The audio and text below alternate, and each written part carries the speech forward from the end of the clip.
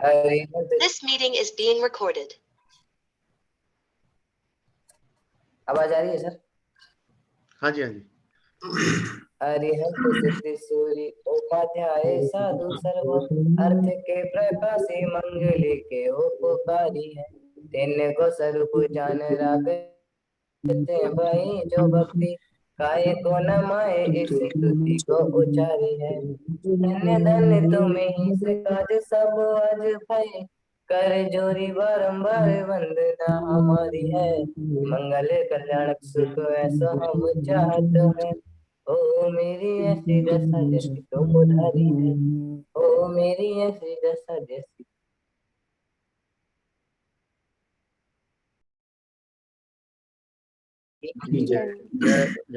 धन्यवाद नमन जी। स्वागत है। आज है हमारा ग्रुप डिस्कशन। तो आज हम सब लोग एकत्रित हुए हैं अपने अपने विचार रखने के लिए, अपने अपने टॉपिक्स के लिए। तो हमारे साथ हमारे मार्गदर्शक कमल जी भी हैं, हम स्वागत करेंगे उनका सभी के साथ। और जैन शिक्षा समृद्धि के इन मंच को और अपने गुरुओं को प्रणाम करते हुए हम आगे बढ़ते हैं। तो आज है आपका दिन, आपकी जी जय जिनेन्द्र सर।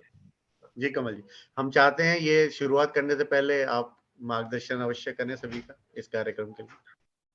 नहीं, इसमें मैं तो उत्सुक हूँ सबके विचार यहाँ पर सुनने के लिए, क्योंकि डिबेट, ग्रुप डिस्कशन ये सब ऐसे इवेंट्स हैं जिसमें हमें अलग अलग पर्सपेक्टिव, अलग अलग दृष्टिकोण से बात को सुनने का, समझने का मौका मिलता है।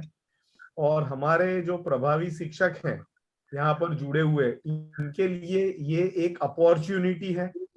और ये खास करके आप सभी के सुझाव, आपके फीडबैक से ही डेवलप किया गया, डिजाइन किया गया कार्यक्रम है। बहुत लोगों के सुझाव आते थे कि ग्रुप डिस्कशन होना चाहिए। और ये कला जो है, ये स्किल, ये भी एक बहुत ही इम्पोर्टेंट स्किल है कि समूह में जब हम लोगों के साथ जुड़े हुए हो तब अपने विचार को कैसे प्रस्तुत करें जिससे कि हम लोगों को कन्विंस भी कर पाए। तो ये बहुत बड़ा एक अवसर है और मैं भी सबके विचार सुनने के लिए उत्सुक हूँ। तो आप सभी को बहुत बहुत बेस्ट विशेस। और दीपक जी, आप इसको कार्यक्रम को आगे बढ़ाएं। धन्यवाद जी। धन्यवाद कमल जी, बहुत बहुत धन्यवाद। आपने बहुत अच्छे तरीके से बताया हमें, और एक रूपरेखा सभी के मन में आ गई होगी कि हम क्या करने वाले हैं और किस तरीके से हम लोग इस कार्यक्रम को आगे बढ़ाने वाले हैं। तो ये कार्यक्रम और ये मंच मैं आप सभी को समर्पित करता हूँ। हमारे मॉडरेटर तैयार हैं। तो जैसे कि मैं देख पा रहा हूँ अंशुल जी बिल्कुल चौकन्ने हो गए। प्रथम ग्रुप है और अंशुल जी मॉडरेटर हैं। स्वागत है अंशुल जी आपका। तो आप अपने अपने ग्रुप के विषय में और अपने विषय के विषय में बताते हुए इस कार्यक्रम को शुरू कर सकते हैं। धन्यवाद। सभी को जय जिनेन्द्र। आज के नैतिकता के मार्गदर्शन के रूप में एक जो अपना ग्रुप डिस्कशन होना है, उसमें मैं अपने ग्रुप का मॉडरेटर हूं और मेरे ग्रुप में साथ में मेरे साथ 4 लोग हो रहे हैं, यानी मैं साथ में मिलकर 5 लोग हैं। उसमें मेरा विषय है कि जो नैतिकता की बात है आज के समय में पुराना फैशन बन चुका है कि जो नैतिकता की बात को हम पुराने फैशन में लेते हैं कि किसी से नैतिक बातों का कहना या कोई भी आचरणगत बातों का उनसे कहना कि आप ऐसे कार्य करें, तो वो पुराना फैशन मानते हैं। उनसे कहो कि आप अच्छे आचरण करें, समाज में अपना प्रथम स्थान रखें, आचरण के साथ देश को उच्च स्तर पर ले जाएं।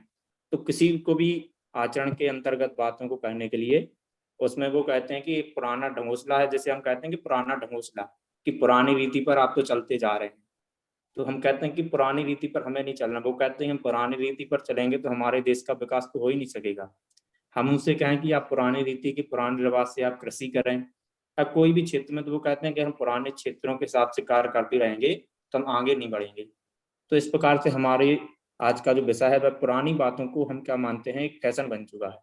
कि जैसे फैशन किसी भी चीज का होना, कपड़ों का भी फैशन होता है, हर चीज का फैशन आज के समय में कहते हैं कि फैशन में चलना। कोई भी लोग होंगे वो फैशन में चलेंगे।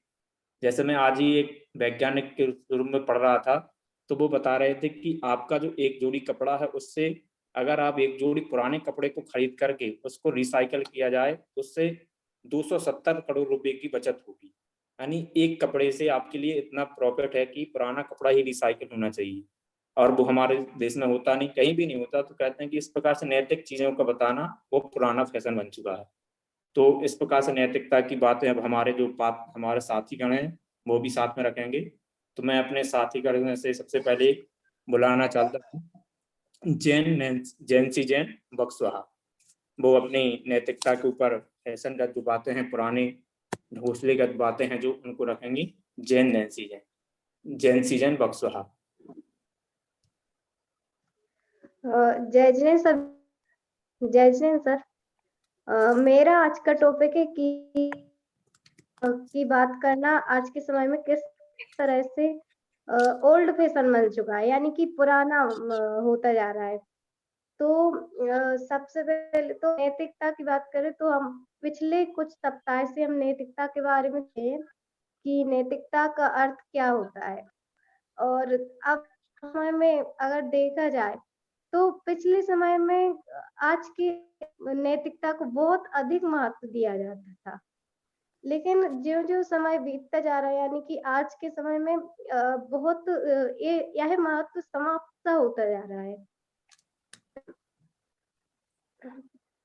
पिछले जो लोग होते थे नैतिकता और संस्कार के बारे में बताते थे, और आज के संस्कारों के बारे में बहुत कम ही जानते हैं। तो हमारे वाले बहुत कम ही लोग बचे हुए हैं, लेकिन आजकल बताते तो है लेकिन समझने वाले भी बहुत कम जन है। तो कोई बताता है तो हम समझते नहीं है कि हाँ ये हमें करना चाहिए। जैसे कि पहले जो समय था उसमें सभी लोग मन तो सिर ढक कर जाया करते थे, सिर पर कुछ, लेकिन सभी ऐसे ही चले जाते हैं। और अगर हमें कोई कि नहीं ऐसे नहीं जाना चाहिए, सिर ढक कर मंदिर जाते हैं, तो हम उसके लिए यह कहने लगते हैं कि ओल्ड फैशन वाले लोग हैं, कि पिछले जमाने में ऐसा होता था कि समय के अनुसार ऐसा नहीं करते हम लोग। तो व्यक्ति के लिए ही ऐसा मानने लगते हैं कि ये पुराने लोग हैं, ये रीति रिवाज जानते हैं। और अगर बात करें कि अगर जैसे कि आजकल सभी लोग मोबाइल का उपयोग ज़्यादा ही करते हैं। बहुत कम लोग होते हैं जो लिमिटेड हैं। तो आज के समय में अगर कोई पुराने व्यक्ति हमसे ये बोल दे, बेटा फ़ोन चलाया करो लेकिन इतना चलाया करो कि जितनी लिमिट है। तो ये नहीं कहेंगे कि ये सही कह रहे हैं, बल्कि हम उसे ये कहने लगे कि ये पुराने लोग हैं, कि ये खुद चलाना जानते और हमारे लिए बता रहे हैं। इन्हें खुद पता नहीं है इसमें क्या होता है। तो के लिए हम महत्व ही नहीं देते, क्योंकि चीज़ों के लिए। और जैसे कि कई लोग होते हैं समाज में और भी, तो कई लोग पार्टी में जाना पसंद नहीं करते, तो हम उन्हें पुरानी किस्म के लोग मानने लगते हैं कि ये आज के समय का नहीं ढले, जबकि यह उनके संस्कार है और नैतिकता है। तो कई पेरेंट्स ऐसे होते हैं जो किताबें बस को महत्व देते हैं, कि अपने बच्चों को ये नहीं और पढ़ाई के अलावा भी संस्कारों का भी महत्व होता है।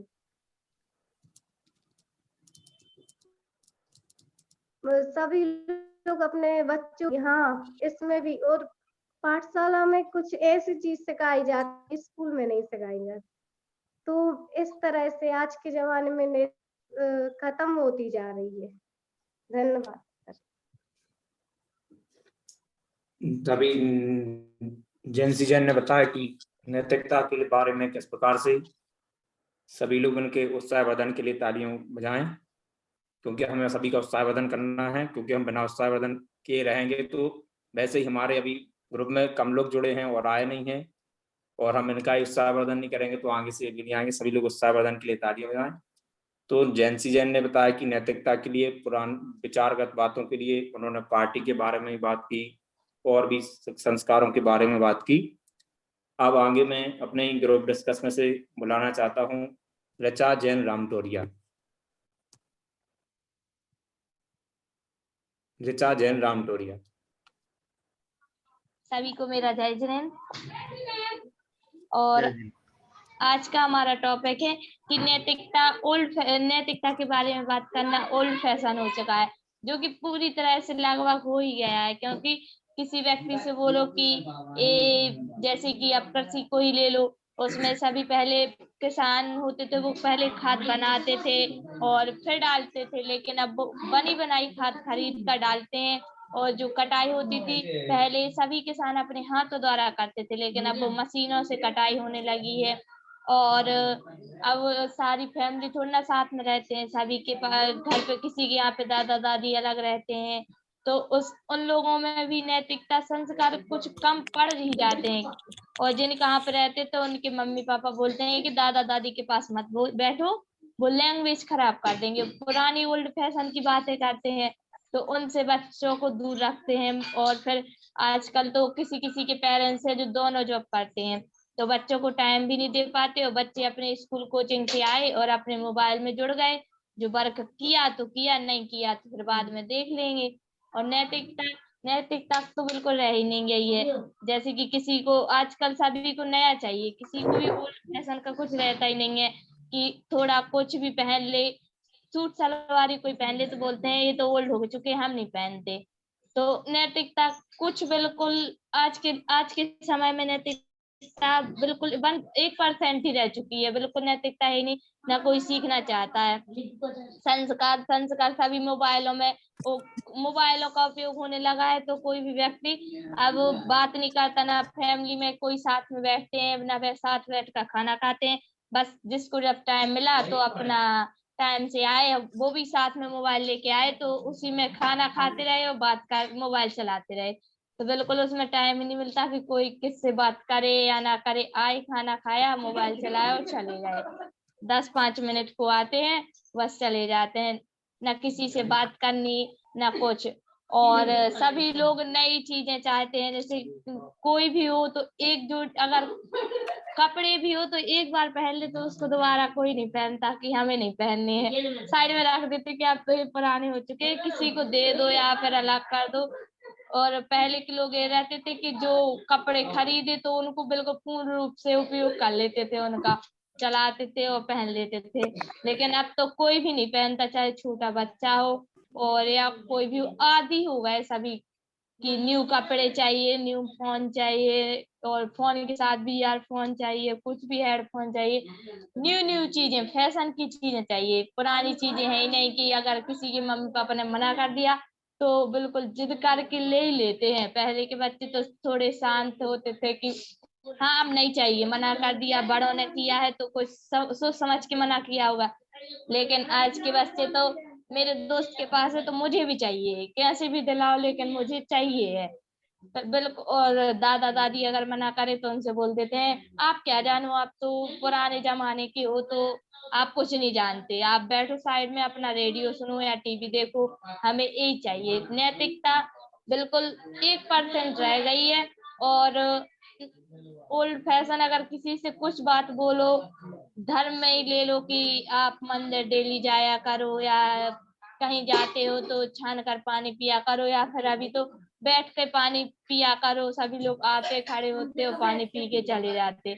और मंदिर जाने की बात बोलो तो सभी बोलते हैं क्या करना है, मंदिर जाओ, 5 मिनट में जाते हैं और दर्शन करके और भाग आते हैं, बिल्कुल बैठते ही नहीं है। तो बिल्कुल नैतिकता रही नहीं गई। दादाजी अगर बोले कि मंदिर जाओ तो बोलते आप चले जाओ, 1 घंटे पूजा करना और आप वहीं बैठना और फिर आ जाना, लेकिन हम नहीं जाएंगे। बिल्कुल इतना ही रहता है, नैतिकता रह ही नहीं गई है और ना ही कोई सीखना चाहता है। अगर कोई सिखाए तो उससे बोलते पहले आप कर लो, अगर आपको अच्छा लगे तो आप ही करो, हम तो बिल्कुल नहीं करेंगे। कोई सुनता ही नहीं है कि हमें भी करना है, वो बड़े हैं बोल रहे हैं तो थोड़ा चले जाएं, लेकिन कोई कुछ करता ही नहीं है। बस थैंक यू। वही ऋचा जी ने बताया कि नैतिकता किस प्रकार से है कि पुराने लोगों की बातों को नहीं मानना, हमारे जो बुजुर्ग लोगों ने कोई भी बात कही तो उनको भी हटा देना। जैसे उन्होंने भी बताया था कि माता पिता के द्वारा भी होता है कि अगर बुजुर्ग लोग दादा दादी कहें कि आप ऐसे कार्य करो तो माता पिता कहते हैं कि आप उनके पास मत बैठो। उनके द्वारा आपकी जो बोली, मतलब कि माता पिता तो जो दादा दादी होंगे वो गांव से रहते हैं तो उनकी बोली का थोड़ा प्रभाव पड़ता है, लेकिन कहते हैं कि उनके पास बैठने ही नहीं देते। तो इस प्रकार से उन्होंने बताया। अब हमारे ग्रुप में 2 लोग और थे, जिसमें से आयुषी जैन सागर वो हॉस्पिटल में है तो वो आई नहीं है, और अंजलि जैन, उन्होंने कहा तो रिस्पॉन्स तो दिया है आने का, लेकिन अभी आई नहीं है। तो अब मैं अंजलि जी है हमारे जैन साथ। बड़ा मलहरा। हाँ, तो हमारे अंजलि जैन को भी इसी सब सब्जेक्ट जो हमारा है वह है आधुनिकता के लिए फैशन बन चुका है जो नैतिकता। अब अंजलि जैन भी अपने इसी पर वक्तव्य रखेंगी। अंजलि जैन बड़ा मलेरा। जय जय सभी के लिए। आज हमारा टॉपिक है नैतिकता। नैतिकता से तात्पर्य है वे कार्य जो मनुष्य मात्र स्वयं के लिए नहीं अपितु संपूर्ण समाज एवं सभी के हित के लिए करता है, वो सब नैतिकता की श्रेणी में आता है। ऐसे कर्म जो स्वयं को एवं दूसरों को यानी स्वयं को एवं उसके संपर्क में आने वाले सभी के लिए अच्छे बने, ऐसे कार्य नैतिकता की श्रेणी में आते हैं। जैसे अपन लोग ने अभी सबने बताया, मैं एक टॉपिक ले रही हूँ झूठ का। अपन बच्चों से बोले झूठ नहीं बोलना कि ये गलत होता है या कुछ भी, लेकिन कभी कभी झूठ भी किसी की रक्षा के लिए बोला गया झूठ भी वो सच में आता है। ये अपन किसी बच्चों को बताए वो नहीं समझेगा, लेकिन अपन को एक बताना पड़ेगा कैसे। जैसे हम कोई शिकार करने जा रहा है और बीच में एक व्यक्ति मिलता है, उससे पूछता है कि यहाँ पे वो जिस व्यक्ति मतलब शिकार करने जाता है उस जानवर को वो इस साइड गया है क्या। अगर वो व्यक्ति बोलता है हाँ गया है, तो ये उसने सच तो बोला है, लेकिन वो झूठ से भी बड़ा हो। अगर वो बोल देता कि नहीं गया तो वो एक जीव की रक्षा हो सकती थी, मतलब उसका हित।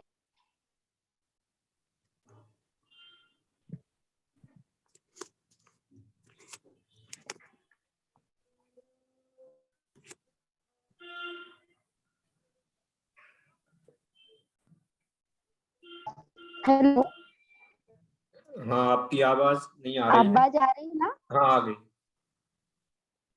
आ रही है ना? हाँ, आ रही है आवाज। इसलिए ऐसे काम करना है। आ रहे हैं ना? हमेशा ऐसे काम करना चाहिए जो हमेशा सबके हित मित प्रिय हो। हमेशा कभी कभी अपना झूठ किसी के लिए हानिकारक भी हो सकता है, किसी के लिए लाभदायक भी। सिर्फ रिकॉर्ड अपना वो रहना चाहिए कि किस काम के लिए अपन क्या कर रहे हैं।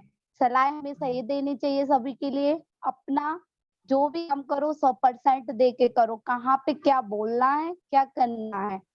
और फिर सभी ने बताया कि आजकल ओल्ड फैशन तो पूरा चला ही गया, सब लोग न्यू फैशन में रहना चाहते हैं। कहीं कहीं ओल्ड फैशन में अपन अपने गांव जाते हैं तो वहां पे अगर अपन अपनी सिटी का स्टैंडर्ड बताओ तो वहां के लोग तो यही समझेंगे ये मूर्ख है।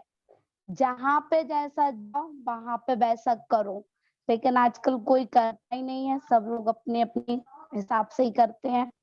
मैं इतना ही बोलूंगी मैं। हाँ, अभी अंजलि जैन बड़ा मलेरा नैतिकता के बारे में और कुछ विशेष बातें बताई। अब अंत में मैं स्वयं बोल रहा हूँ और इस सारे विषय के लिए एक बार फिर से दोहराऊंगा जो हमारे पार्टिसिपेट गण जो हमारे थे साथ में। और तो एक जो नैतिकता के बारे में हमारे जो ग्रुप डिस्कशन में सबसे पहले जैंसी जैन ने बताया कि किस प्रकार से हम धार्मिक आचरण करने चाहिए। इनके में जो प्रमुख बात थी धार्मिक आचरण के ऊपर कि हमारे संस्कार में धार्मिक आचरण किस प्रकार से मंदिर आदि की क्रिया होना चाहिए। तो इस प्रकार से उन्होंने बताया कि मंदिर आदि जो हमारी नैतिकता में रखा गया है, अर्थात जैसे हम कहते हैं कि किस प्रकार से जाना चाहिए, तो उसके बारे में बोला और कहा कि नैतिकता हमारे में नैतिकता, क्योंकि नैतिकता के बिना हमारा जीवन नहीं चल सकता, क्योंकि संस्कार जो हमारी जीवन में हमारी पीढ़ी दर पीढ़ी आते हैं। और वह पीढ़ी दर पीढ़ी अगर हट गई, अलग हो गई, तो वह संस्कार क्या होंगे, गर्त में चले जाएंगे, अब वो हमें नहीं मिलेंगे। फिर ऋचा जी आई, ऋचा जी ने भी बताया कि संस्कारों के बारे में किस प्रकार से उन्होंने एकल परिवार के बारे में बताया, और मोबाइल फ़ोन के यूज में बताया कि किस प्रकार से हमें मोबाइल फ़ोन का यूज करना चाहिए। तो मोबाइल फ़ोन का यूज ऐसे कहते हैं कि वैसे तो मोबाइल फ़ोन यूज करना और नहीं करना, ये मोबाइल फ़ोन का कारण नहीं है, क्योंकि मोबाइल फ़ोन तो ऐसा है कि अगर उससे हम यूज करें, अच्छे तरीके से करें, उसका सदुपयोग करेंगे तो वो हमारे लिए लाभकारी है। अगर उसका हम दुरुपयोग करेंगे तो वो हमारे लिए हानिकारक बनेगा। अंजलि जैन आई, अंजलि जैन ने बताया कि हमें किस प्रकार से अपने वचन को रखना चाहिए, हितमित प्रिय वचन बोलना चाहिए। और उन्होंने बताया कि अगर किसी की रक्षा के लिए हम झूठ भी बोलते हैं तो वह झूठा नहीं कहलाएगा। तो क्योंकि अगर किसी की रक्षा हो रही है कि एक जीव वहां पर पंचेंद्रिय जीव या कोई भी जीव की वहां हिंसा होने से बच रही है, तो उसको भी हम झूठ के अंदर नहीं रखेंगे, झूठ होते हुए भी उसको झूठ के अंदर नहीं रखा जाएगा। तो यह भी एक नैतिकता है कि हमें सभी की रक्षा करनी चाहिए, इसमें नैतिकता है कि हमें जीवों की रक्षा करनी चाहिए।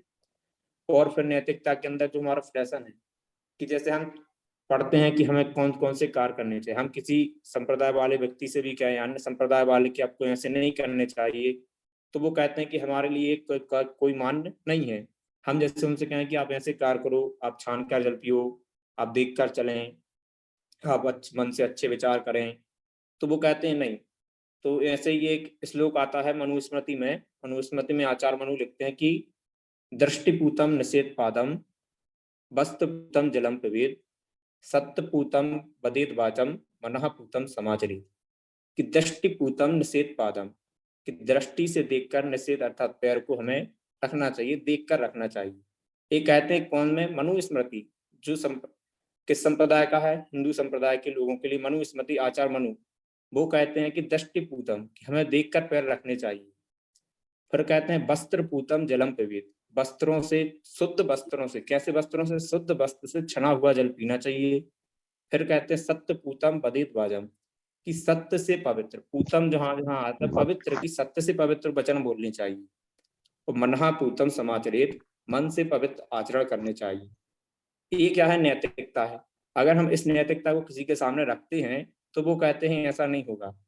हम कहें कि आप तो देख कर चलें, तो वो कहते हैं कि हम देख कर चलेंगे तो हम तो देखते ही रहेंगे, हमारा तो काम ही निकल जाएगा। अगर आप कहते हैं कि देख कर चलते जाओ, तो ऐसा भी नहीं है, तो वो कहते हैं कि हम देख कर नहीं चल पाएंगे। फिर कहते हैं कि आप सत्य बोलो, तो वो कहते हैं सत्य भी नहीं बोल पाएंगे। ये क्या है, नैतिकता है, लेकिन कहते हैं कि वो सत्य नहीं। हम जैसे कोई भी कार्य करें, हम कहें कि उसमें सत्य बोलना चाहिए हमें हर जगह, तो कहते हैं कि हम हर जगह सत्य बोलेंगे तो हमारे कार्य में जो हमारी क्रियाएं हैं वह नहीं हो पाएंगी, हमें जो प्रॉफिट चाहिए वो प्रॉफिट भी नहीं होगा। कहते हैं कि मन से पवित्र वाणी को रखो, मनःपूतम समाचरेत, कि मन से पवित्र विचारों को करना चाहिए। तो ये भी क्या है, एक नैतिकता है। ऐसे ही एक और श्लोक आता है कि कहते हैं कि अभिवादनशीलस्य नित्यं वृद्धोपसेविनः, अभिवादनशीलस्य नित्यं वृद्धोपसेविनः, और चत्वारि तस्य वर्धन्ते आयुर्विद्या यशोबलम्। इसमें भी नैतिकत बात गई है कि हमें अपने माता पिता का, गुरुजनों का सम्मान करना चाहिए। अभिवादनशीलस्य नित्यं वृद्धो, क्योंकि जो हमारे वृद्ध व्यक्ति हैं, बुजुर्ग लोगों, उनका हम सम्मान करेंगे, उनकी पवित्रता से उनकी सुरक्षा करेंगे, तो क्या होगा, इससे हमारी 4 चीजों की वृद्धि होगी। कहते हैं कि आयुर्विद्या यशो बलम, आयु की वृद्धि होना, यश की वृद्धि होना, बल की वृद्धि होना, वो बुद्धि। तो कहते हैं 4 प्रकार की चीजें इनसे हमें बढ़ती हैं, लेकिन हमारे यहाँ क्या है, नीतिगत बातों को नहीं रखती। जैसे एक जो श्लोक बोले गए हैं वे कक्षा 8वीं की क्लास में अभी उसमें से रखे गए हैं। जब इनको पढ़ाते हैं तो बच्चे कहते हैं कि ऐसी बातें सच में होती हैं कि नहीं होती हैं, आप कहते हैं कि इन बातों को करना चाहिए, तो बच्चे कहते हैं कि नहीं, ये तो कार्य होते ही नहीं। तो इस प्रकार से ये नीतिगत बातें हैं, क्योंकि आज के जमाने में क्या है, जो आधुनिकता की दौड़ है, आधुनिकता की दौड़ में लोग इतने आगे बढ़ गए हैं कि इनके कारण हमें आगे बढ़ रहे हैं और उनको हम भूलते जा रहे हैं जो नीतिगत बातें हैं। तो ये सारी नीतिगत बातें हैं, और इन नीतिगत बातों को हम अगर अपने अंतरंग में उतारेंगे तो हमारा भविष्य भी सुधरेगा और हमारे देश समाज भी सुधरेगा। इस प्रकार से हमारा जो आज का विषय था कि नीतिगत बातों को पुराना ढोंसला या फैशन मानते हैं लोग।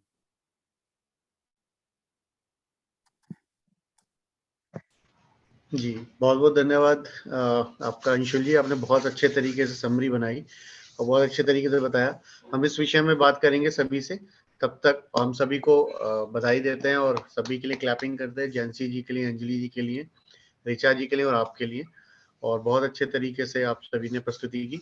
बस हमें थोड़ा समय का भी ध्यान रखना है, साथ साथ अपनी बातें रखते हुए, और विषय जो है उससे भटकना भी नहीं है, ये भी ध्यान रखने वाली बात है। चलिए विवेचना अंत में करेंगे। मैं आगे राजुल जी को आमंत्रित करूंगा, आए और अपने ग्रुप के विषय में बताएं। जय जिनेंद्र सभी को। आज का हमारा विषय है,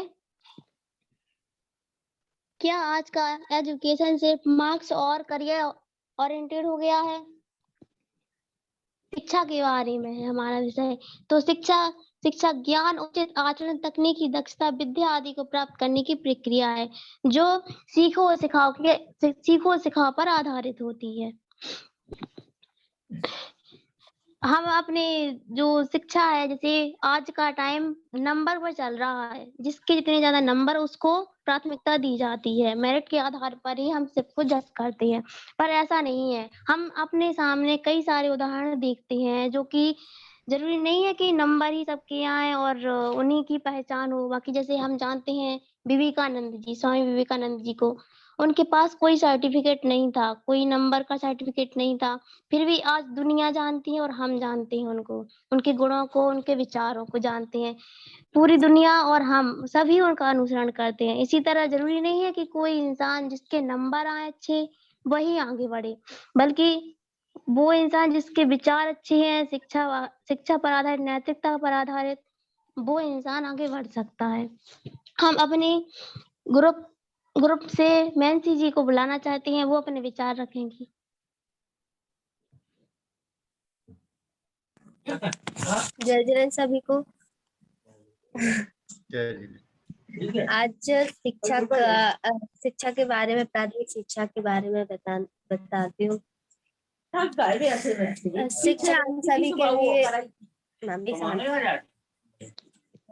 शिक्षा हम सभी के लिए उज्जवल भविष्य के लिए एक बहुत आवश्यक साधन है। शिक्षा का उच्च स्तर लोगों की सामाजिक और पारिवारिक सम्मान तथा एक अलग पहचान बनाने के लिए शिक्षित का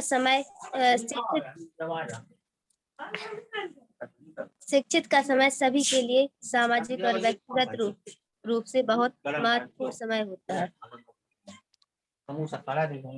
शिक्षित या स्त्री या पुरुष सभी के लिए समान रूप से आवश्यक होती है। शिक्षा के बिना कुछ भी संभव नहीं है। आज हम जहाँ भी जाते हैं वहाँ शिक्षित लोग ही मिलते हैं और अधिकतर शिक्षित रहना बेहतर रहता है। अच्छी शिक्षा जीवन के बहुत ही उद्देश्यों को प्रदान करती है एवं नौकरी के लिए भी प्रदान करती है। शिक्षित होने से हमें जीवन में हमारे समाज में भी हमें बहुत सम्मान मिलता है, जिससे हमें शिक्षित रहना है।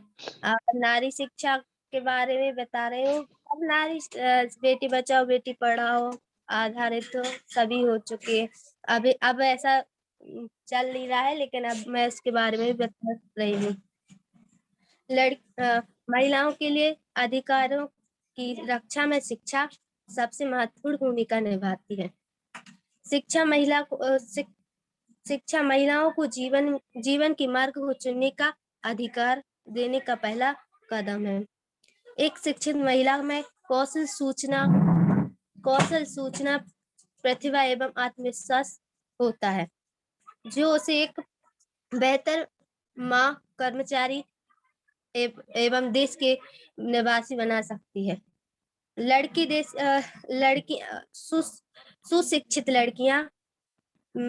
सुशिक्षित लड़कियों के लिए विकास में महत्वपूर्ण भूमिका हुई है।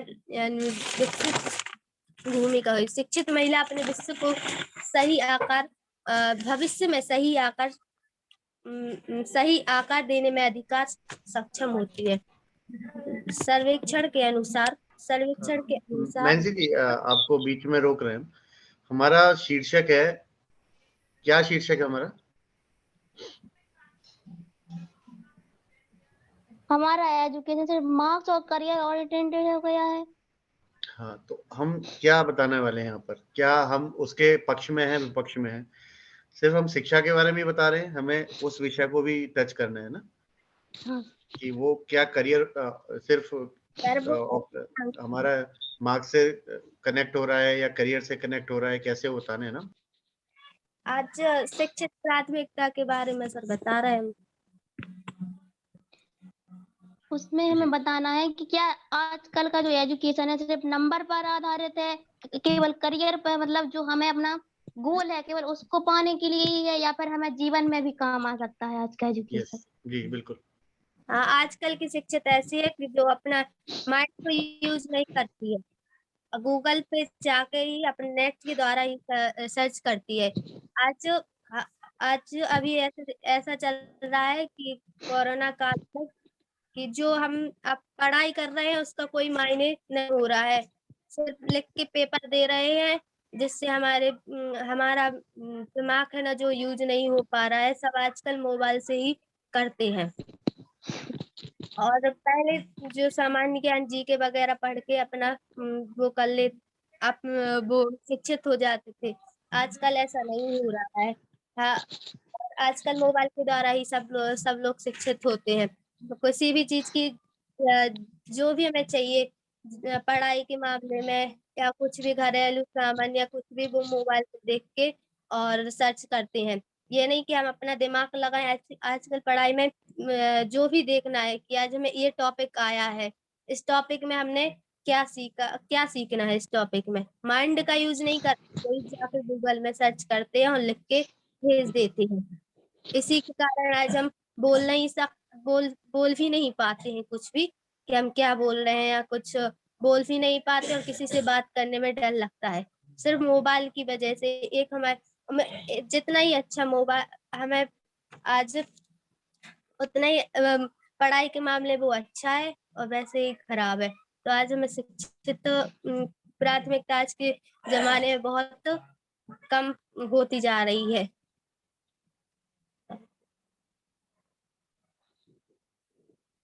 हो गया सर। चलिए, बहुत अच्छा नैन्सी जी, आपने नारी शिक्षा के बारे में बताया हमें, और ये बताया कि हमें सिर्फ मोबाइल पर गूगल पर डिपेंड नहीं रहना है, बल्कि हमें अपने दिमाग का इस्तेमाल करना है। और हम अपने इसी क्रम में संस्कृति जन को बुलाना चाहते हैं, वो अपने विचार रखेंगे।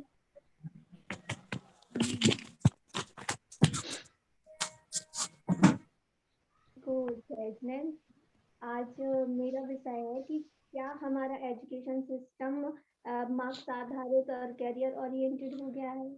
तो आज इस विषय के माध्यम से मैं आप सभी को यह समझाने का प्रयास करूंगी कि आज हम बच्चों को शिक्षा के नाम पर केवल एक मशीन बनाते जा रहे हैं, जिसमें ना तो कोई किसी प्रकार की नैतिकता है, ना किसी प्रकार के मानव मूल्यों की समझ, और ना ही किसी के दर्द फीलिंग्स को, भावों को समझने की ताकत है। बस हम ऐसे होते जा रहे हैं जैसे कि किसी मशीन में कोई इमोशंस नहीं होते हैं। उस प्रकार की आजकल की हमारी शिक्षा और विद्यार्थियों के मन होते जा रहे हैं।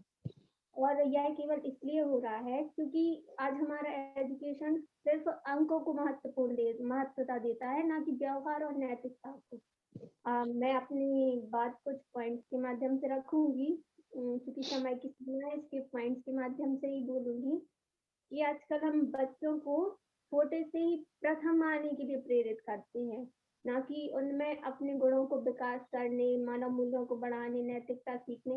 ये इस पर हमारा जोर कभी रहता ही नहीं है। अगर वो प्रथम आता है तो वो होशियार है, अगर वो फेल हो जाता है या वो पीछे रह जाता है थोड़ा, तो उसमें किसी भी प्रकार का ज्ञान है ही नहीं। आज हमने इस तरीके की मानसिकता बना ली है और बच्चों को भी इसी तरीके की मानसिकता दे दी है, जिससे आज अंकों को ज्यादा महत्व मिलने लगा है, ना कि मानव मूल्यों और नैतिकता को।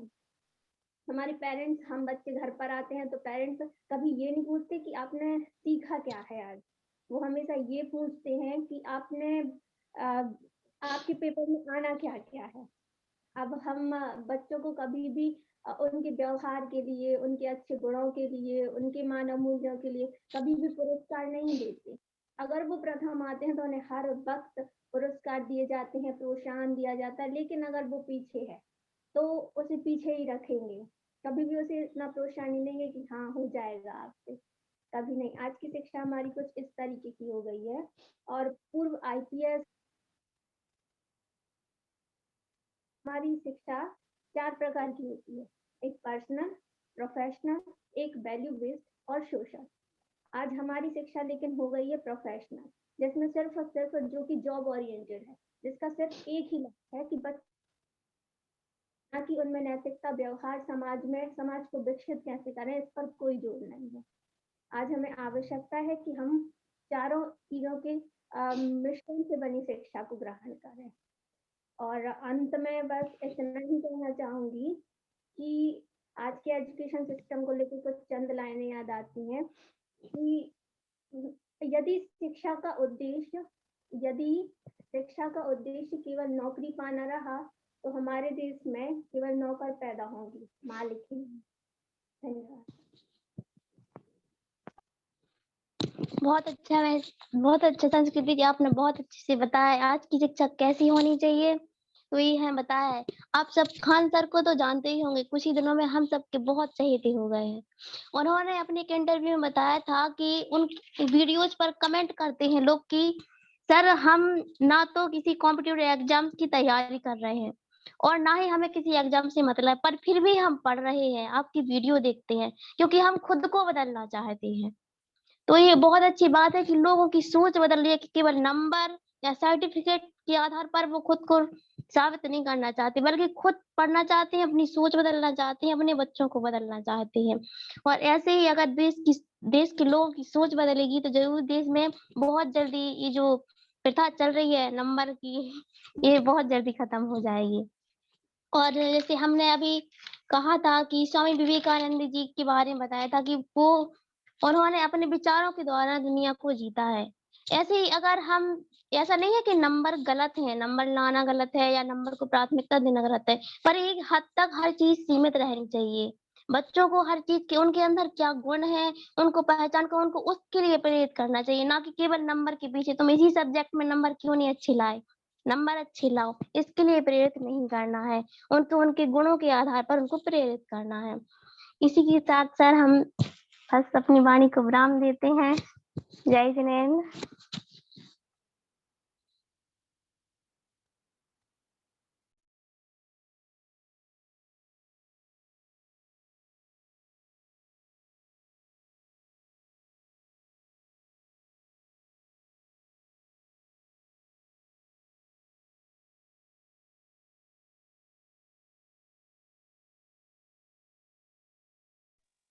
सर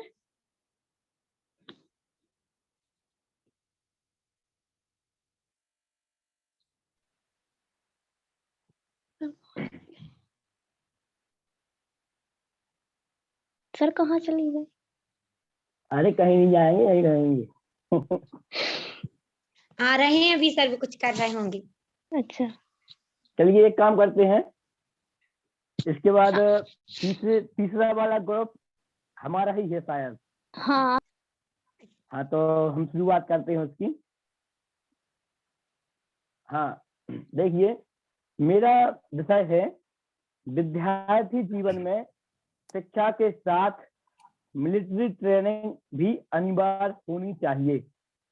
इसके लिए जो मिलिट्री शिक्षा है वह कई हस्तियों से उपयोगी और जीवन के लिए महत्वपूर्ण होती है। इसमें सिखाया जाता है कि व्यापक हितों के लिए निजी स्वार्थ पर ध्यान ना दिया जाए।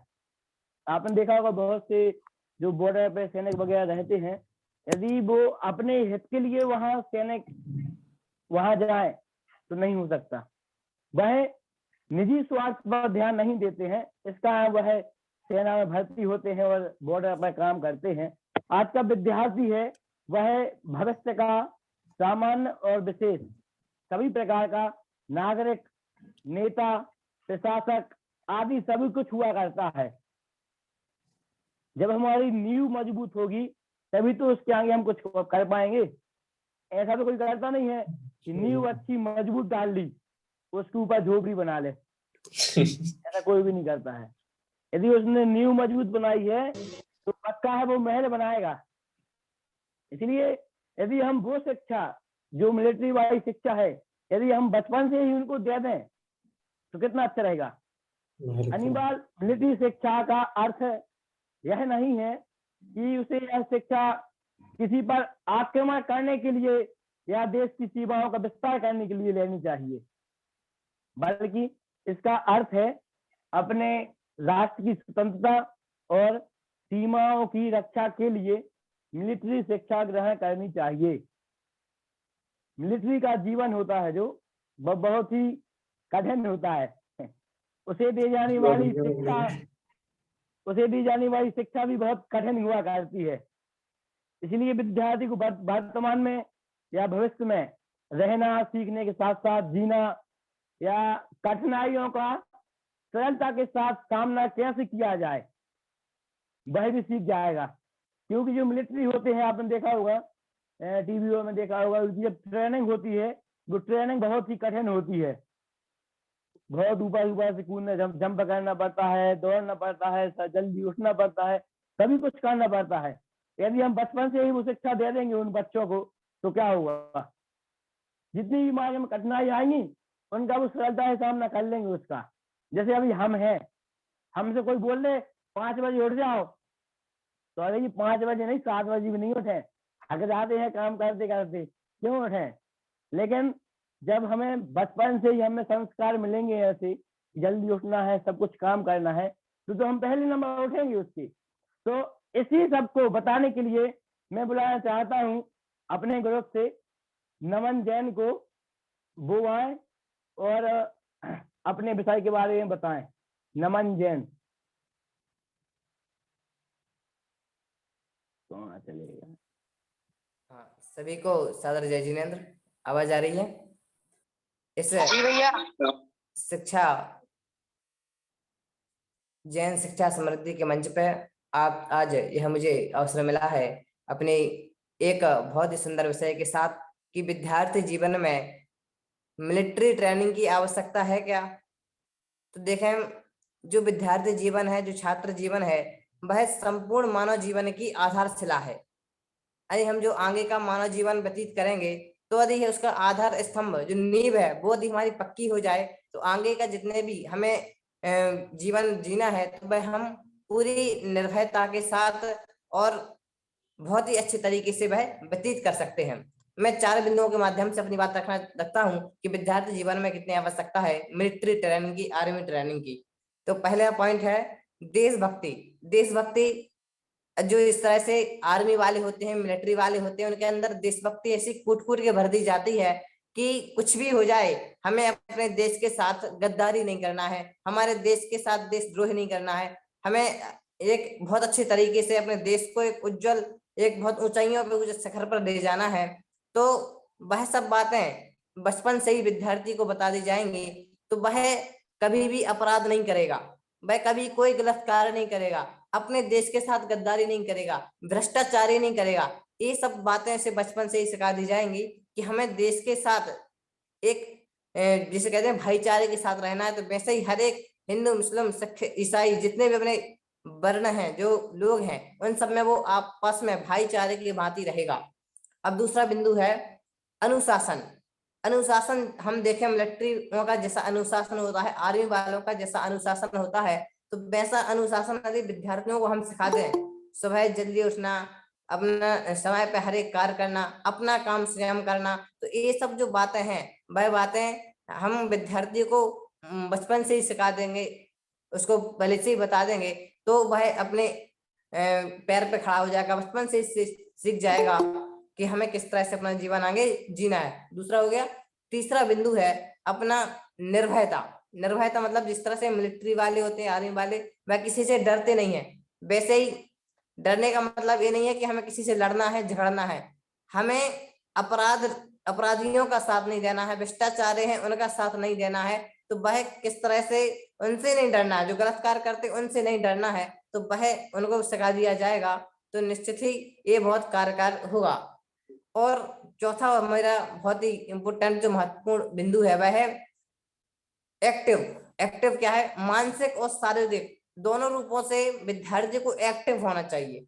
कैसा कि हम देखते हैं कि आज बच्चे उल्टे सीधे कार्यों में तो वो हो जाते हैं एक्सपर्ट, हर एक चीज यहाँ से वहाँ स्कूल से कैसे भागना है या फिर सर मैम को कैसे बेवकूफ बना के अपना कार्य निकालना है, इन सब चीजों में तो हो जाते हैं। लेकिन आज जो एक नए क्षेत्र में, एक अलग क्षेत्र में, जो अच्छे क्षेत्र में काम करने में वहाँ एक्टिव नहीं दिखा पाते हैं, शारीरिक रूप से वहाँ एक्टिव नहीं दिखा पाते हैं।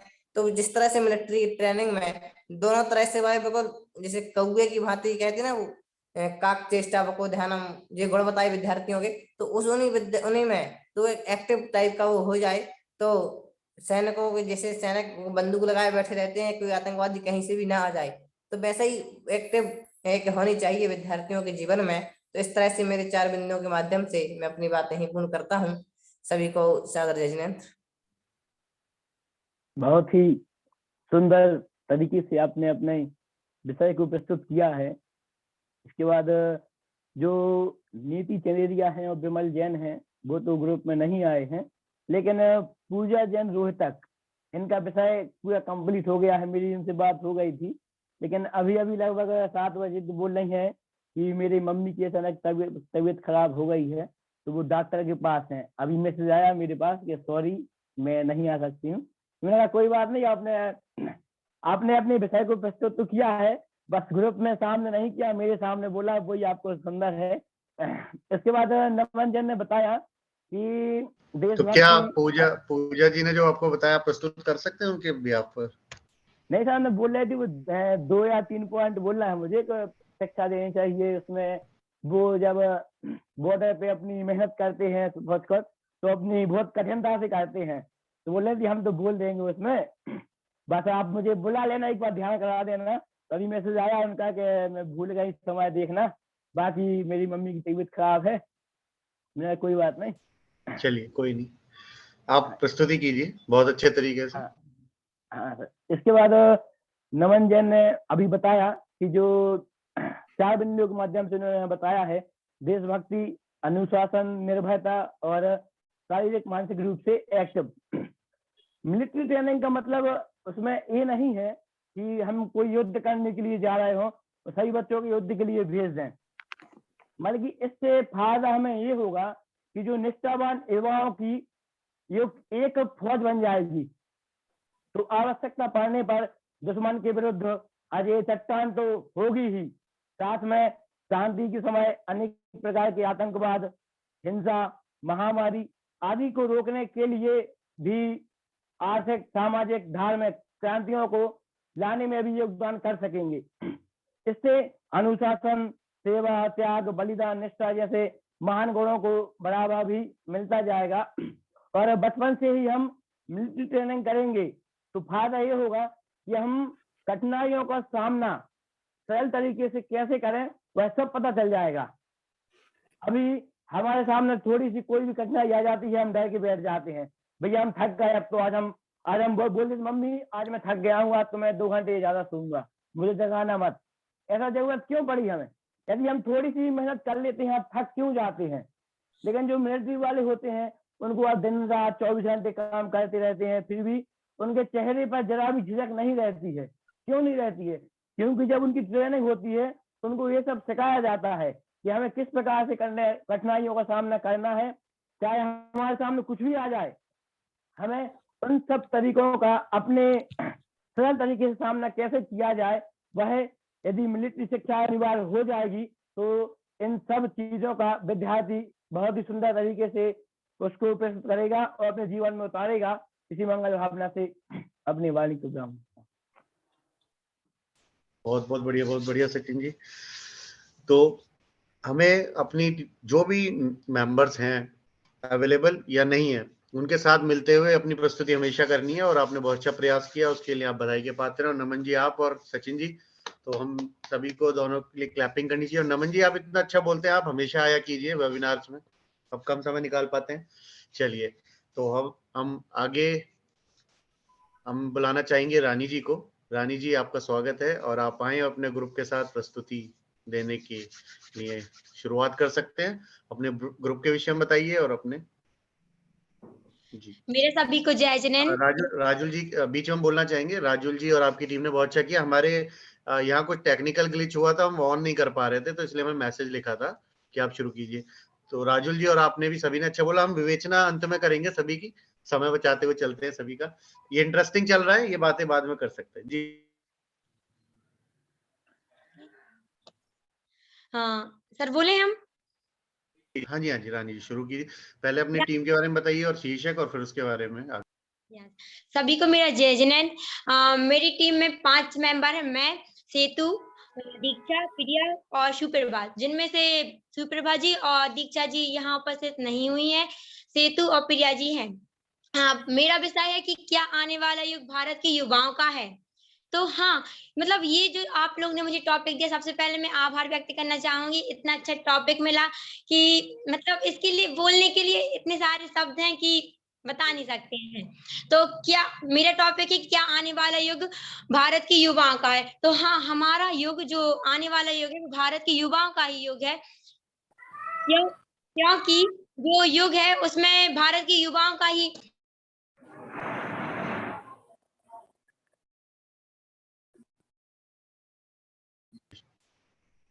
रानी जी आपकी आवाज चली गई है। अच्छे सर, अभी ठीक है, अभी आ रही है सर। पता नहीं क्या हो गया था, अब आ रही है। मैं ये बोल रही थी कि जो हमारा युग है, जो हमारा युग है वो हमारी युवा पीढ़ी पर ही निर्भर है, क्योंकि यदि हमारी युवा पीढ़ी शिक्षित रहेगी तो उन्हीं को हमारा जो देश है उसको आगे बढ़ाना है।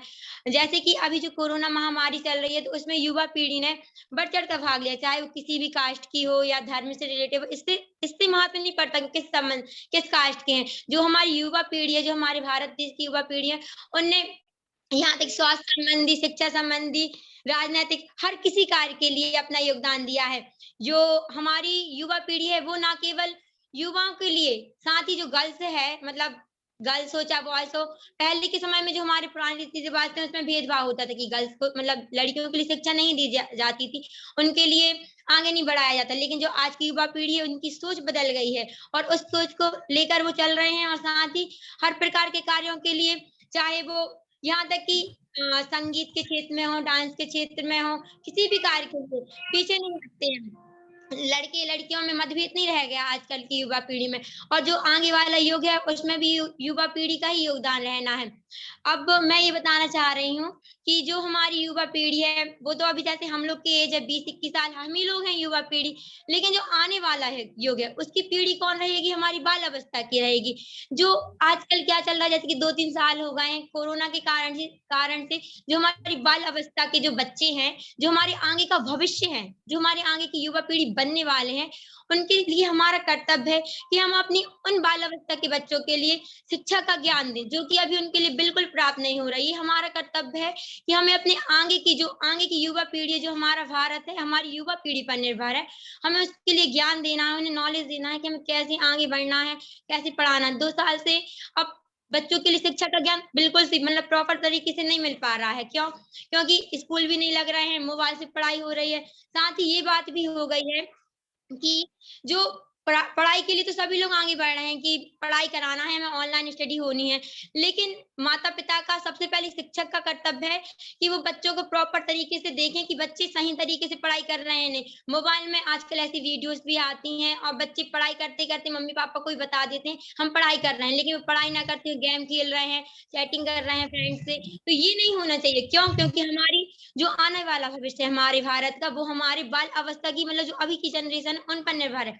जो हम लोग हैं वो तो हम लोग हैं ही प्रेजेंट की युवा पीढ़ी, लेकिन हमारा टॉपिक है क्या आने वाला युग भारत के युवाओं का है।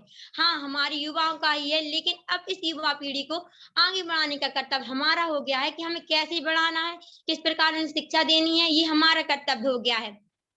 साथ ही जो हमारी युवा पीढ़ी है वो पिछड़ती जा रही है। क्योंकि आजकल कोरोना के कारण से, तो हमें साथ मिलकर एक दूसरे का साथ देकर हर क्षेत्र में आगे बढ़ना है, चाहे चांद पे जाना हो या फिर मंगल ग्रह पे जाना हो। क्योंकि अब कोरोना की वजह से बहुत कुछ पिछड़ गया है, भारत का नहीं हर देश का पिछड़ता जा रहा है, लेकिन हमें अपना कर्तव्य निभाते हुए आगे बढ़ना है। साथ ही मतलब अपने विचारों की अभी समय बहुत कम है, तो मैं अपने ग्रुप की मेंबर बहन सेतु को आमंत्रित करूंगी कि वो अपने विचारों को व्यक्त करें कि भारत के मतलब युवाओं का युग किस प्रकार से है। सेतु जी, सेतु। हाँ, जय जैन सर, जय जैन सभी को। मेरा आज का टॉपिक है क्या आने वाला युग भारत के युवाओं का है। तो हाँ, आने वाला युग भारत के युवाओं का है।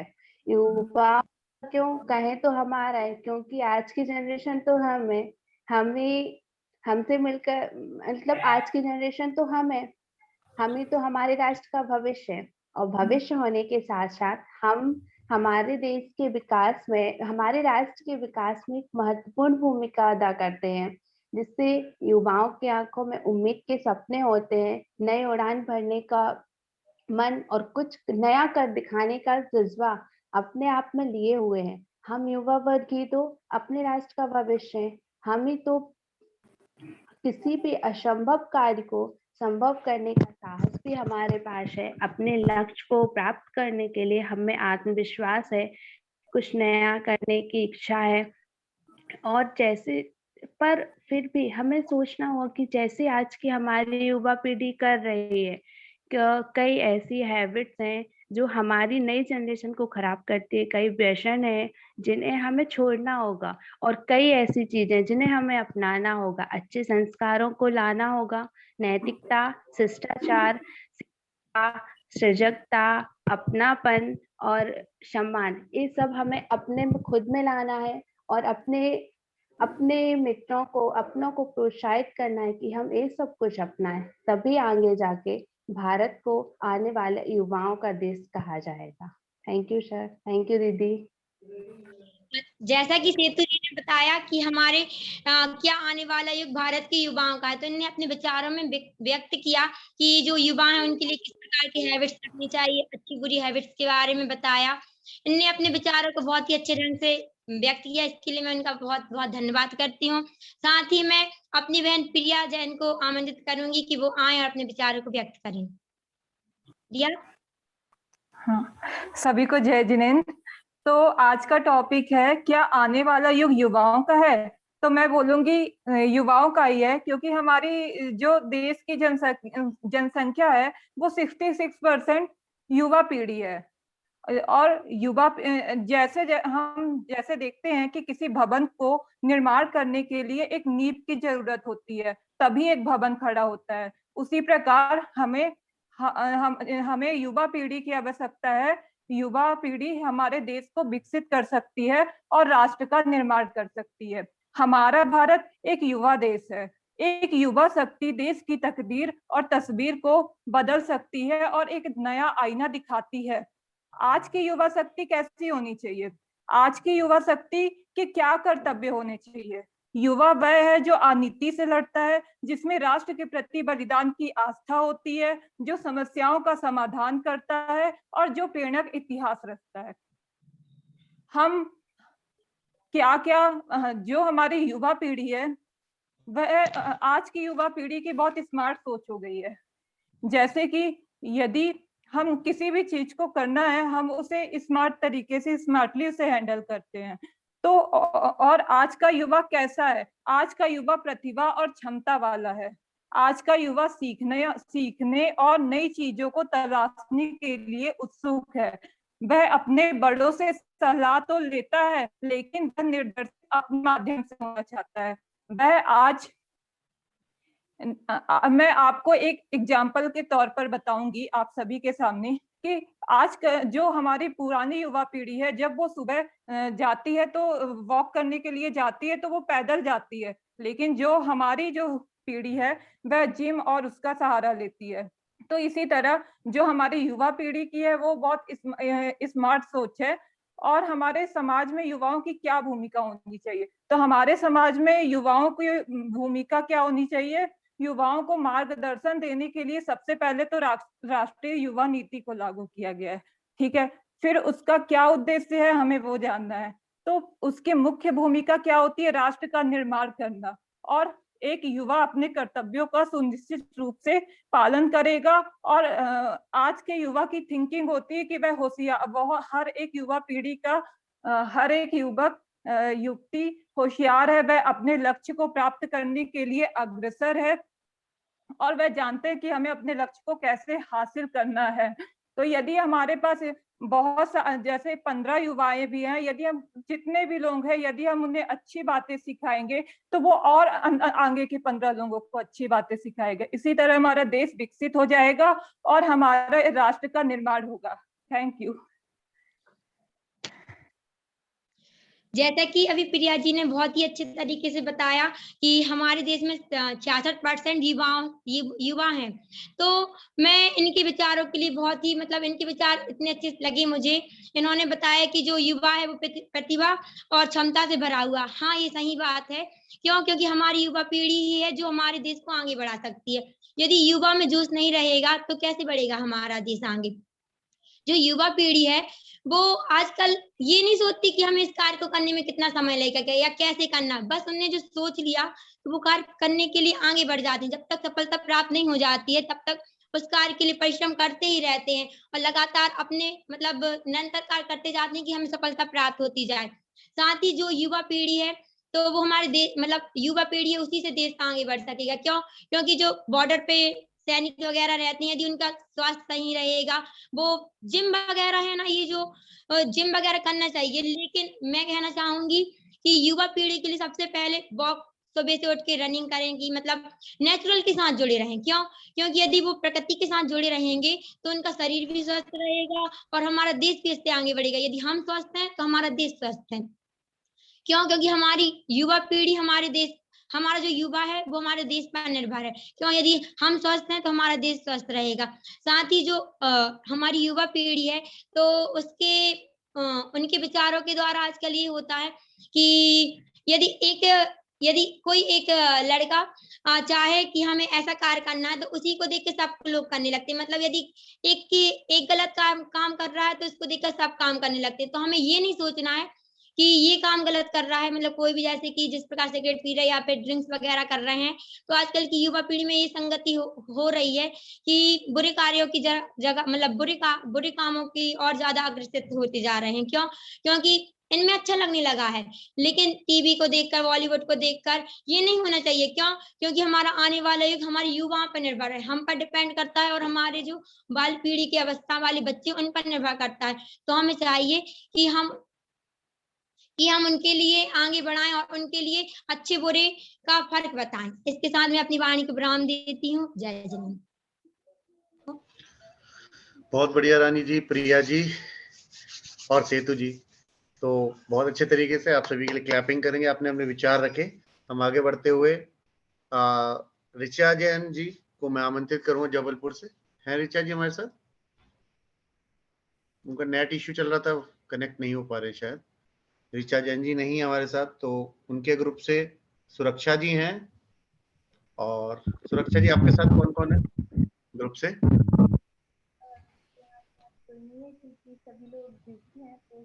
आपकी वॉइस कम आ रही, वॉइस नहीं आ रही। सुरक्षा जी आपकी वॉइस नहीं आ रही।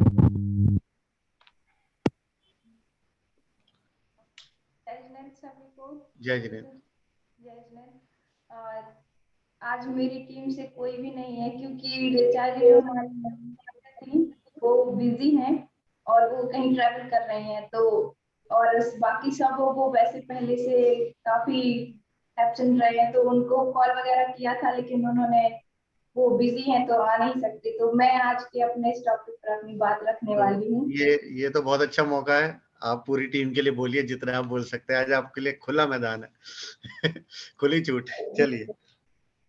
तो आज का हमारा टॉपिक है कि हर बच्चा प्रेम और सम्मान के लायक है। तो मैं फर्स्ट ऑफ ऑल तो मैं इस बात से पूर्ण रूप से एग्री करती हूँ कि हर बच्चा सम्मान के लायक है। वो बच्चे हो या बड़े, सम्मान पर सबका पूर्ण रूप से अधिकार होता है। तो बच्चों का मन जो होता है वो बहुत कोमल होता है। हम जैसा करते हैं, जैसा उनके सामने बिहेव करते हैं, वो वैसा ही नकल की बंदरों जैसा करने लगते हैं।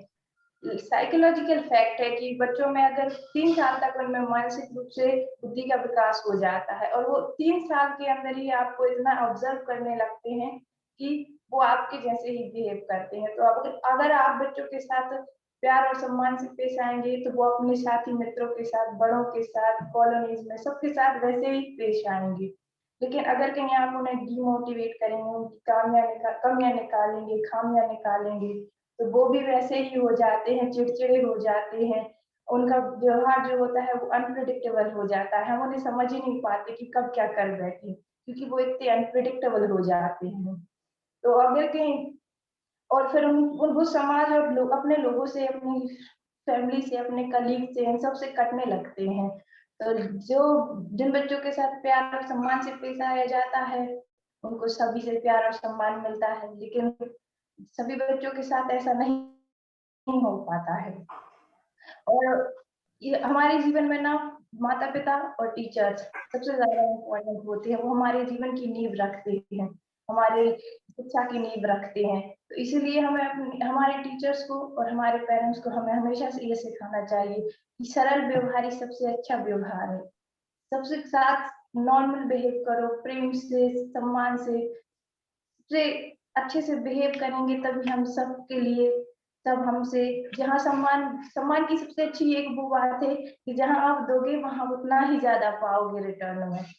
It's a profit and loss वाला है कि जितना करोगे उतना ही वापस बैक में मिलेगा आपको।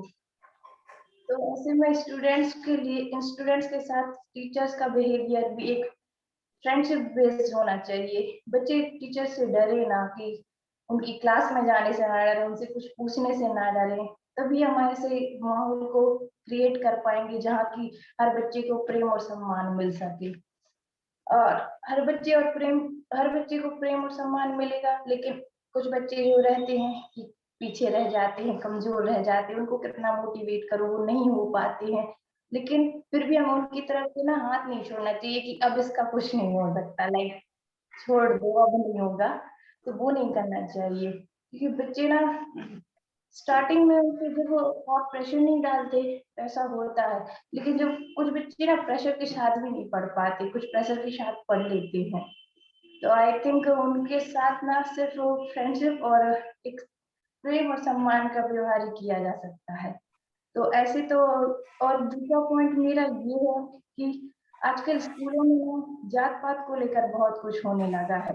लाइक मैंने कुछ टाइम पहले न्यूज़पेपर में पढ़ा था कि बच्चों ने किसी और के द्वारा बनाया हुआ खाना खाने से मना कर दिया। तो उनमें ये बात आई कहाँ से कि हम वो जात में हमसे नीचे हैं तो हम उनका खाना नहीं खाएंगे। ये उनको सिखाया किसने?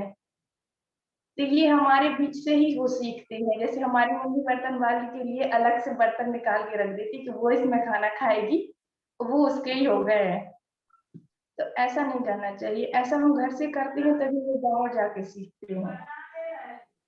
तो हर बच्चे को हमें ऐसे ही प्रेम और सम्मान से सिखाना चाहिए, लोअर कास्ट अदर कास्ट ये सब करके नहीं। तो जब हम तभी, जैसे जेएसएस का उद्देश्य है मोरल वैल्यूज को सिखाना, तो मोरल वैल्यूज तो हमारी यही है ना कि सबको सबसे पहले और सबको समान और बराबर मान के चलो। तो हमें सब बच्चों के साथ सेम बिहेवियर करना चाहिए, उनको इक्वालिटी, शेयरिंग, केयरिंग ये सब चीजें सिखानी चाहिए। तो आई थिंक और मैं अब इतना ही कहना चाहती हूँ। आई होप आप सब मेरी बात को समझे होंगे। Thank you so much. Thank you.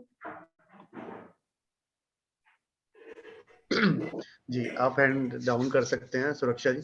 बहुत बहुत बढ़िया, बहुत सुंदर तरीके से आपने अपनी बात रखी है, प्रस्तुति रखी है।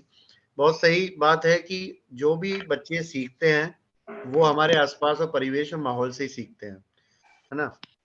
तो हमारे परिवार के संस्कार, हमारे समाज के संस्कार जैसे होते हैं वो बच्चों के माध्यम से देखे जा सकते हैं। तो अगर किसी भी बच्चे को मन में हम प्रेम भावना को रोपित करते हैं तो उससे सकारात्मकता पैदा होती है, बच्चा आसानी से चीजें समझ पाता है, सीख पाता है, कर पाता है। किसी भी चीज को करने के लिए जब लाभ समझ में आता है तो वो कार्य आसानी से हो जाता है। बच्चे को लाभ पता होना चाहिए कि अगर प्रणाम करना है तो उसका लाभ क्या है ना। बड़ों का सम्मान करना है तो उसका लाभ क्या है। इस तरीके से जब हम बात करेंगे, समझाएंगे, पढ़ाई करनी है तो उसका लाभ क्या है। सिर्फ मार्क्स के लिए पढ़ाई नहीं करनी। जैसे एक टॉपिक हमारा था कि सिर्फ मार्क्स ओरिएंटेड हो गई है पढ़ाई। बच्चे को मार्क्स के लिए पढ़ाई करने के लिए नहीं बताना है बच्चे को बताना है कि हमें क्या लक्ष्य प्राप्त करने हैं जीवन के, वो लक्ष्य प्राप्त करने के लिए हमें क्या रास्ता चुनना होगा।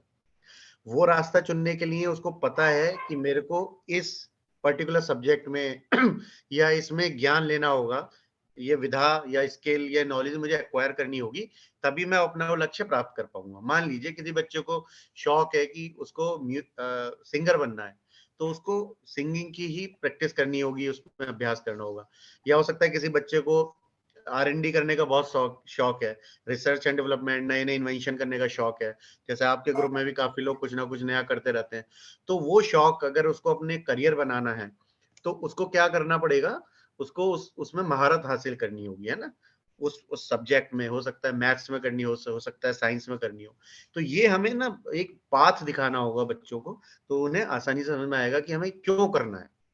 और जब हमें क्यों समझ में आ जाता है, वाई सबको पता होना जरूरी है। जैसे हमने गट्टू मूवी सभी ने देखी थी और सभी ने अपना अनुभव साझा किया था। तो हमें अपनी काली पतंग ढूंढनी है। हमारी काली पतंग कौन सी है? जिसको काटे बिना हमें नींद ना आए, जिसको काटे बिना हमें चैन ना आए, जिसको काटे बिना हम सो ना पाए, और जिसे काटने के लिए हम कुछ भी कर जाएं, चाहे हमें कुछ भी करना पड़े। जो गट्टू मूवी देखने के बाद चाहे रास्ता उसका गलत था, बाद में उसे समझ में आ गया, तो हमें गलत रास्ता नहीं अपनाना, हमें सही रास्ता, लेकिन हमें अपनी काली पतंग ढूंढनी है ना।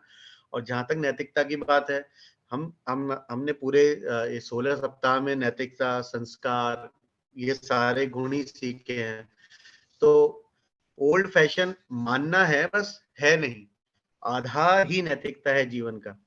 ये हमारा समाज का आधार ही नैतिकता है। अगर हम ये मानते हैं कि ओल्ड फैशन है, हम ये मानते हैं कि नहीं ये चलता नहीं है, पुरानी बातें हो गई हैं, तो ये हमारी सोच को दर्शाता है कि हम कितना कम सोचते हैं अपने संस्कारों के विषय में, या हम कितना कम जागरूक हैं अपने संस्कार और अपने ज्ञान और अपनी नैतिकता के विषय में, है ना। तो हम जब बात करें और अगली बात करते हैं कि भाई हमें आर्मी की ट्रेनिंग क्यों आवश्यक है सभी के लिए। इसलिए आवश्यक है कि उससे जैसे सचिन जी ने और नमन जी ने बहुत अच्छे तरीके से बताया, उसके साथ साथ हम ऐड ऑन करेंगे कि जो देश भावना सभी के अंदर आएगी और हम सब तैयार भी रहेंगे, पहला। दूसरा, जब इस तरीके के कड़े अभ्यास में रहने की आदत पड़ जाती है, तो बाकी कार्य आसान लगते हैं, और हम अपनी बॉडी को कैसे मेंटेन करना है, अपने ब्रेन को कैसे मेंटेन करना है, अपनी सोच को कैसे कंट्रोल करना है, वो हम आर्मी ट्रेनिंग के माध्यम से सीख सकते हैं। तो ये जो पॉइंट्स हैं, और राजुल जी का जो पॉइंट था कि हाँ उनकी टीम ने भी बहुत अच्छे से बोला था।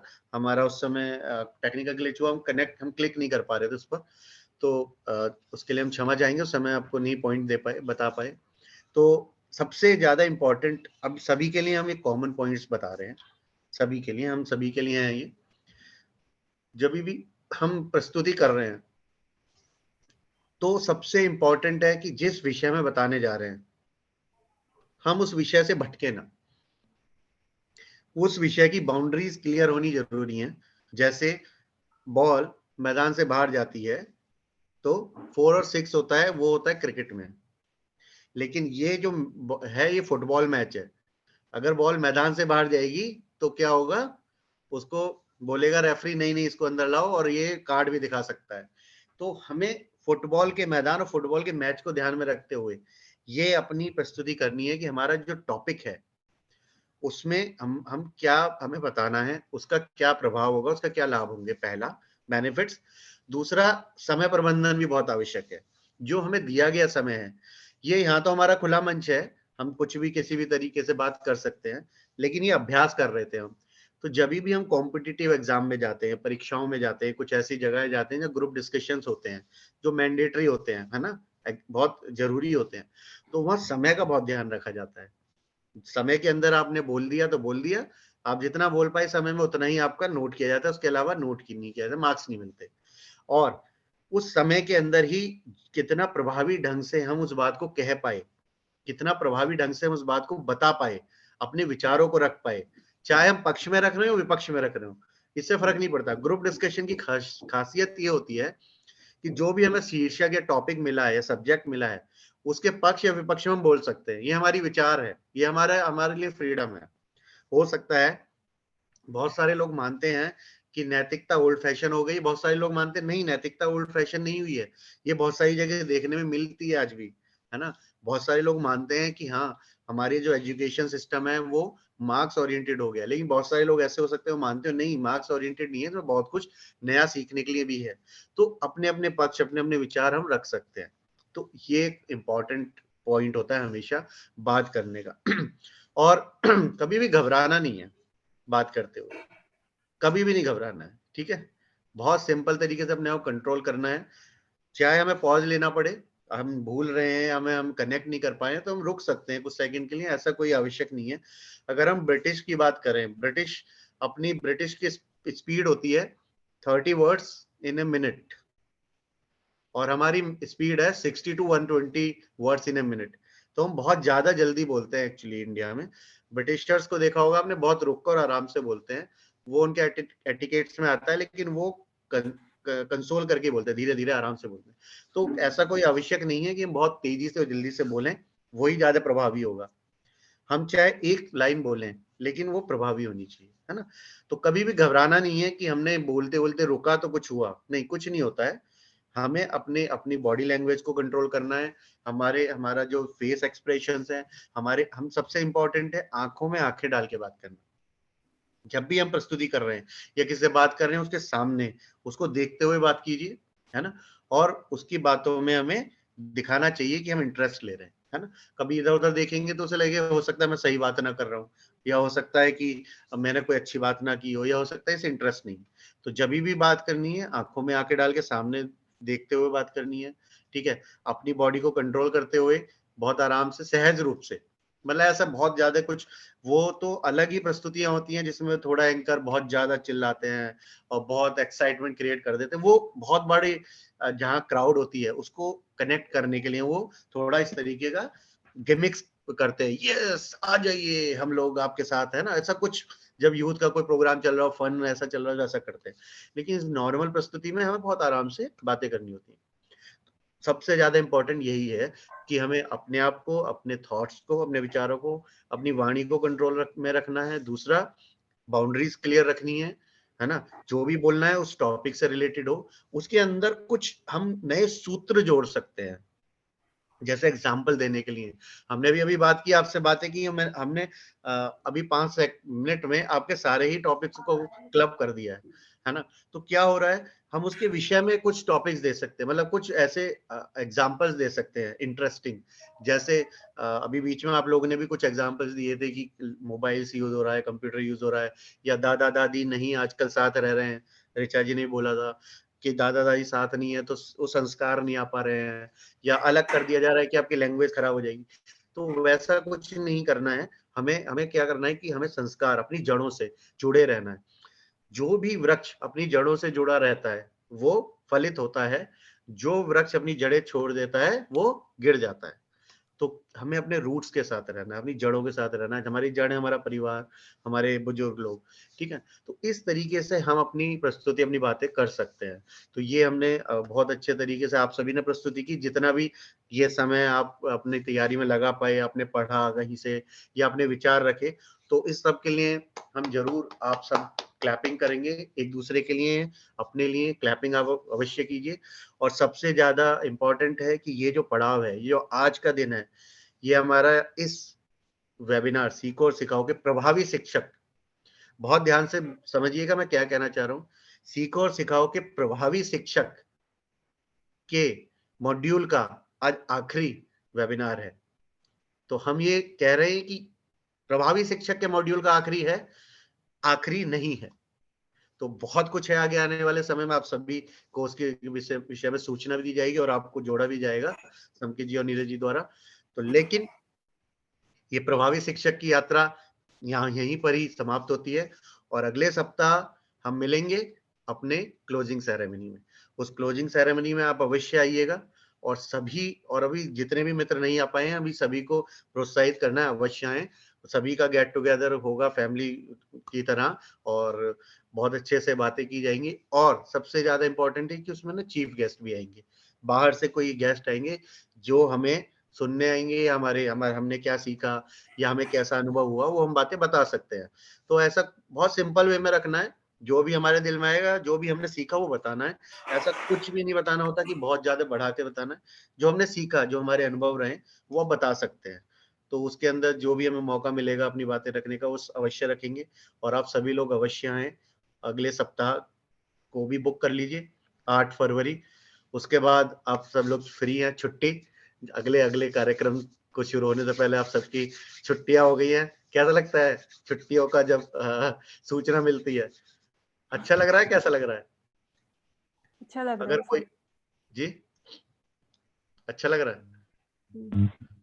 चलिए, और कोई अपने कोई किसी टॉपिक के विषय में कोई और बताना चाहे जो उसके मन में रह गई तो बात कर सकते हैं। हमारे पास 4 मिनट है अभी, उसके बाद हम मेरी भावना के पास अपना सत्र का समापन करेंगे। नहीं सर, अच्छा नहीं लग रहा है। अच्छा नहीं लग रहा है? क्यों? सर सर आपको बहुत बहुत धन्यवाद, आपने बता दिया टॉपिक कैसे बोलना है। अब मतलब आज समाप्त हो गए हम लोग के मतलब 16 सप्ताह जो थे, देख लो 16 सप्ताह निकल गए फटाफट, पता ही नहीं चला। ऐसे ही होता है। कोई नहीं, नई यात्रा शुरू हो रही है। एक स्टेशन आया है, अभी एक नई ट्रेन आएगी, उसमें भी बैठना है। ठीक है, जो भी आपको मौके मिलेंगे अभी। अब इसके बाद क्या कैसे करना होगा हम लोग को? अभी तो आप ग्रुप में ऐड रहेंगे सभी, ये ग्रुप बंद नहीं होगा।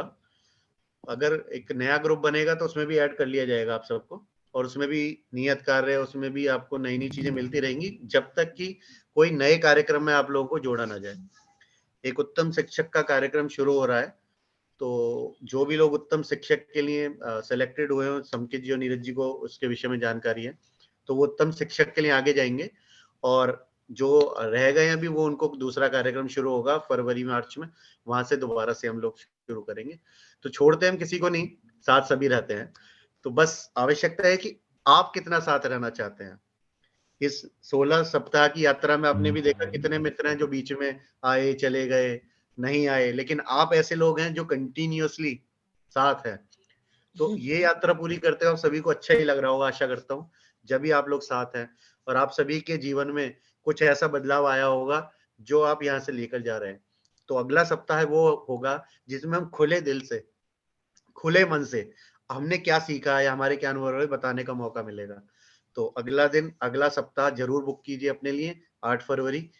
तो हम मिलेंगे सभी एक बार फिर से। और बहुत बहुत बढ़िया, आप सभी ने बहुत सुंदर तरीके से 16 सप्ताह की यात्रा की है, और अपने जीवन को बदलने के लिए जो आपने प्रण लिया है, ओथ लिए, शपथ, वो आपको फायदा हमेशा दिलाएगी, ये हमें आशा है, विश्वास है। तो क्या हम आगे बढ़ें? किसी के मन में कोई बात है तो कर सकते हैं, उसके बाद हम सत्र समापन करेंगे। जी संस्कृति जी, आप बीच में आते जाते रहे।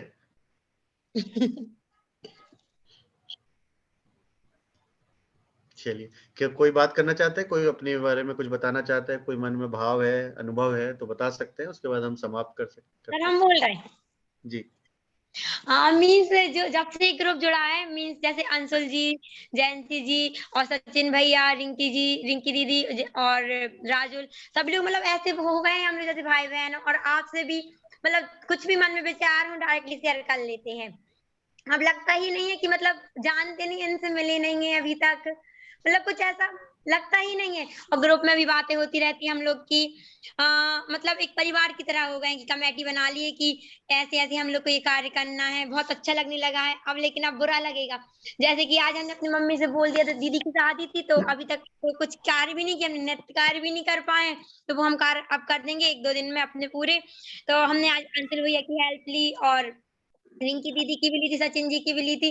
सभी ने मतलब तुरंत कॉल पे ऐसे ऐसे करना है रानी, आपको सब कुछ बताते गए।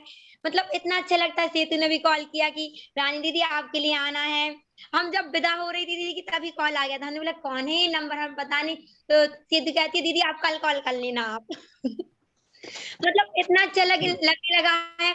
अब अचानक ही अब हमने तो मतलब पता ही नहीं था कि आज 16 सप्ताह हो गए हैं। इस यात्रा में पता नहीं चलता, इस यात्रा में पता नहीं चलता एक्चुअली। ये बहुत पॉजिटिविटी वाली यात्रा है ना, इसमें आनंद आ रहा होता है। जिस चीज में अच्छा लग रहा होता है ना, जल्दी समाप्त होती लगती है ना। देखा होगा जब खुशी खुशी होती है, शादी आई, शादी चली भी गई, इतनी जल्दी खत्म हो गया, आपने सोचा होगा ना। ऐसे ही होता है, जब हम कुछ अच्छी चीजें कर रहे होते हैं तो बहुत जल्दी खत्म होती हुई नजर आती है। तो ये अभी यात्रा रहेगी, ग्रुप भी रहेगा हमारा, उसमें हम बातें भी करेंगे, उसमें हम लोग नियत कार्य भी डालेंगे, उसके अंदर हम नई नई जो भी वीडियोज आती है वो भी रखेंगे। उसमें आप कनेक्ट रहिए, और सबसे ज्यादा आवश्यक है आप सभी ना 2-3-4 दिन के अंदर अपने जितने भी नियत कार्य पेंडिंग रह गए वो जरूर पूरे कर लीजिए।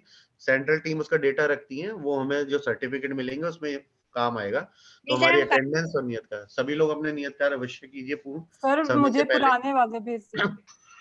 पुराने हम लोग आपको भेज देंगे। जी जी ओके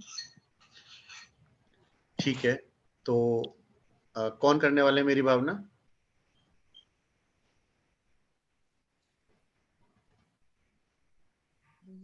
जी सुरक्षा जी, जी सॉरी संस्कृति जी, जी आप कीजिए, स्वागत है आपका। जी